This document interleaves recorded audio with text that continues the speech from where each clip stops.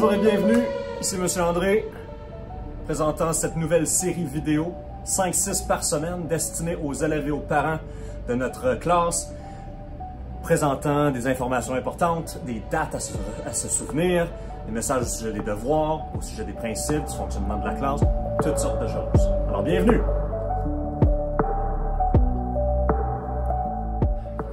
Premièrement, regardons les nouveautés et l'horaire qui est à venir pendant les 7 prochains jours suivants et un peu plus.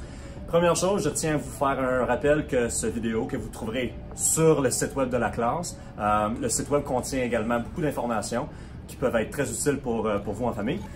Également, vous pouvez retrouver l'adresse de ce site web dans le classroom des élèves de la classe. Alors, n'hésitez pas d'aller le consulter. Nous allons tenir de le mettre à jour et les élèves de la classe pourront participer à cette mise à jour également. Des dates importantes. Ce jeudi, le 19 septembre, est la journée photo. Cette photo en début d'année, message très important pour les élèves de 6e. À la fin de l'année, vous allez également prendre une photo de graduation. Toutefois, contrairement aux années précédentes, cette photo de graduation est beaucoup moins formelle, moins officielle. Je vous donne comme conseil alors de prendre cette occasion en début d'année pour prendre une photo qui va être la dernière occasion de une photo officielle à votre parcours à Sainte-Marguerite-Hughes. Nous allons aussi prendre une photo de groupe, de classe, alors cette photo est en habit propre. Deuxième chose pour le 19, c'est la soirée porte ouverte à l'école ici, de 6h30 à 7h30 p.m., soit de 18h30 à 19h30. Chers parents, vous êtes les bienvenus à venir visiter la classe. Le tout sera installé avec des différentes stations pour comprendre le fonctionnement, pour voir quelles sortes d'activités que l'on fait jusqu'à présent. Je vous attends en grand nombre. Si vous avez toutes questions puis vous n'êtes pas capable de venir à la soirée, n'hésitez pas, soit par courriel, soit téléphoner à l'école, puis on communique ensemble. Maintenant, pour les devoirs. Les 5 premiers devoirs ont été envoyés par l'entremise de Classroom et des copies imprimées sont disponibles pour les élèves qui préfèrent. Les 5 premiers devoirs pour le mois de septembre sont disponibles. La date d'échéance est le 24 septembre. Le lendemain, nous allons corriger ensemble et réviser chacun de ces devoirs-là, passer à travers. Ce sont des devoirs qui sont conçus un peu en tant que mini-projet. Tout devoir que nous allons faire cette année devrait être pertinent, devrait être intéressant et pertinent, et puis devrait faire réfléchir. Je veux m'éloigner des tâches qui sont monotones, je veux m'éloigner des tâches qui sont seulement de la répétition. Je veux que ce soit quelque chose que tu trouves qui vaut la peine d'être fait. Également, je m'éloigne de assigner en devoir les tâches qui n'ont pas été complétées en salle de classe. Il se peut que si tu prends du recul dans tes projets parce que tu n'utilises pas ton temps efficacement, il se peut que tu dois travailler à la maison, compléter tes choses par l'entremise de ton compte Mon Avenir. Toutefois, si en classe vous n'avez pas eu assez de temps et la grande majorité des élèves doivent compléter une tâche, ce n'est pas de ta faute, c'est de la mienne. On va réorganiser l'horaire de la journée suivante pour te permettre de faire cela.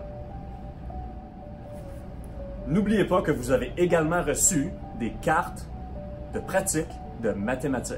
Vous avez déjà reçu vos cartes pour les multiplications. Nous avons commencé à explorer le concept des facteurs. Vous allez recevoir vos cartes de facteurs bientôt et quand on sera prêt, vous allez avoir des cartes de fractions. Il n'est jamais une mauvaise chose de prendre quelques minutes ici et là, chaque jour par semaine, pour essayer de s'améliorer, de devenir plus efficace avec ces concepts-là mathématiques de numération et sens du nombre.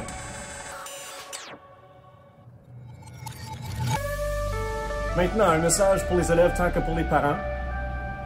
Nous travaillons dans la classe avec un ensemble de principes qui prennent place de nos règlements. À l'école, bien sûr, il y a des règlements qui sont incontournables, qui s'appliquent à tous les élèves de l'école. Il y a aussi, bien sûr, des lois dans un pays ou dans une ville qui nous guident dans nos actions. Par contre, dans notre classe, on élimine le concept de règlement qui s'ajoute en plus de ceux-là. On mise ainsi pour se centrer avec les principes. La différence entre un règlement et un principe, c'est qu'un règlement t'indique qu'est-ce que tu n'as pas le droit de faire et il y a des conséquences si tu brises le règlement. Le principe fonctionne différemment. Le principe décrit la façon qu'on est d'accord qu'on devrait faire les choses dans notre classe. il n'y a pas de conséquence négative qui est donnée à un élève qui ne respecte pas un principe. Toutefois, il faut comprendre que si on ne respecte pas les principes, qu'on est tous d'accord, qui nous permettent de bien fonctionner, il va y avoir des conséquences naturelles qui s'appliquent. Et ce n'est pas seulement nous-mêmes qui souffrent, mais l'ensemble du groupe. Un des principes qu'on a beaucoup de difficultés avec depuis le début de l'année, c'est de comprendre qu'il y a quelque chose qui se passe autour de nous.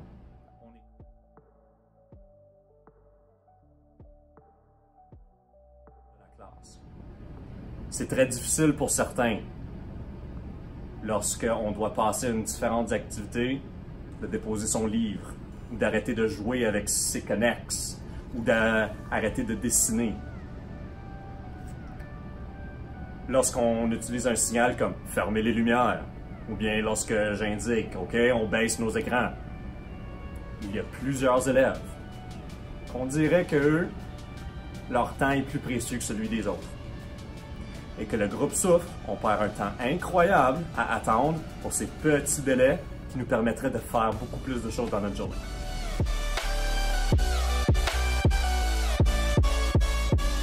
Maintenant, quelques messages très importants pour les élèves, pour les parents. Premièrement, les élèves, n'oubliez pas, les objets personnels, les objets de la maison, restent à la maison. Les appareils électroniques, si tu as un téléphone cellulaire pour ta sécurité, il doit rester dans ton sac. Deuxième chose, n'oubliez pas, si ce n'est pas déjà fait, d'apporter à l'école une boîte de papier mouchoir, un rouleau d'essuie-tout et un ensemble de couteaux, fourchettes, pas couteaux, je m'excuse, fourchettes ou cuillères, couteaux sont non nécessaires.